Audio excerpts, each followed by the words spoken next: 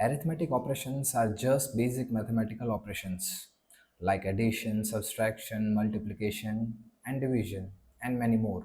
These are used in almost every program, whether you are building a calculator, making a game, or working on shopping cart. And the best part is, Python makes it super easy to perform any of these mathematical operations. Here are the arithmetic operators you can use in Python: addition, subtraction, multiplication, division, floor division, modulus, and exponentiation. Now we are going to explore each of these using simple examples. Let's say you are at a store and purchasing multiple items. One is 10 rupees, then 15 rupees, then 25 rupees, and you want to check the total. So simply adding those things in this box will give you addition. The same way, let's say someone is giving you 100 rupees and they have purchased two things. One is of 15 rupees and one is 25 rupees, and you want to check how much amount you need to give back. So you simply do subtraction. So it will give you the result of subtraction. Now let's say someone is purchasing a chocolate, 55 rupees each, and they are purchasing, let's say, 4 chocolates. So 55 into 4. So that gives you 220. So simply this sign indicates the multiplication. And now you want to do division. So let's say there is 225 and you want to divide this 225 by 3. So simply division and run. So it will give you 75. And instead of 225, let's say if it is 226, then it will give you 75.333. Now here you need to remember important point, that Python always gives a decimal result when you use this operator, right? It will always gives the decimal number when you use this operator. Now instead of this operator, let me do it like this: 226 by 3. Now when you use this operator two times, this is called floor division. Now this one gives you only the whole number, no decimal number. Let's run this thing.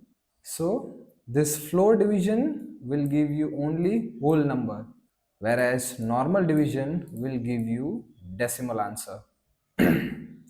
Now the same way, if you want to go for finding the remainders, let's say 2 to 6, 3. Now this will give you the remainder. So simply it will tell you what's left after this division.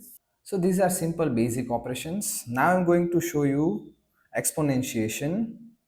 Let's say you want to do 3 to the power 2. That gives you 9. So it's simply 3 raised to 2. Now here sequencing of arithmetic operations is very important.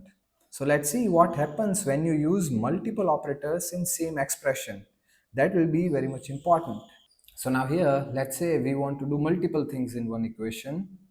10 plus 5 multiplied by 2. So what do you think? What Python will do first? Will it add 10 and 5 or multiply 5 and 2? So let me tell you here, in Python, it follows the fixed order that's called operator precedence. And the order is this: first it will do exponentiation, then it will go for multiplication and division group, then it finally goes for addition and subtraction group. So in this case, first Python do 5 into 2, which is 10, and then it will add this 10 to this another 10, and that gives us result of 20. So now let's run and check, right? So this is what happens. But now instead of this, what if you want to do this addition first? You want to do 10 plus 5 first. So in that case, you're supposed to write 10 plus 5 into the bracket and then multiply it with 2. Now in this case, first Python adds 10 and 5 and then it will multiply it by 2 like this. And then it gives the result of 30. So always remember, brackets helps you control the order of operations. Just like in math, whatever is inside the bracket gets done first. So now based on this, there is a quick challenge for you.